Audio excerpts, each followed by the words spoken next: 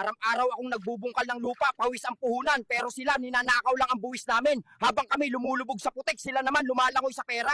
Kahit araw-araw akong naglalambat, wala ring huli sa buhay. Kasi ang tunay na isdang malalaki, nasa Malacanang, hindi sa dagat. Mga anak, tandaan nyo, ang tunay na kaaway ng bayan hindi lang kahirapan kundi korupsyon.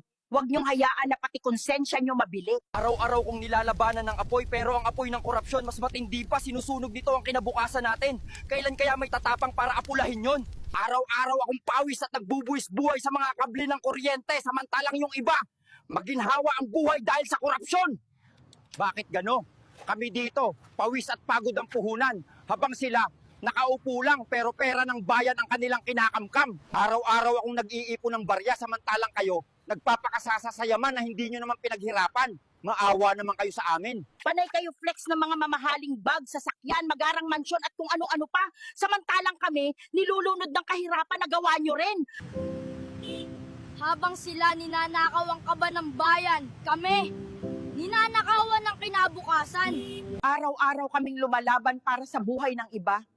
Pero bakit parang patay na ang konsensya ng mga namumuno sa korupsyon? Habang ninanakaw nila ang pawis at dangal ng manggagawa, kami ang bumubuhay sa bayan. Pero bakit kami pa rin ang pinapatay ng korupsyon? Gising, Pilipinas!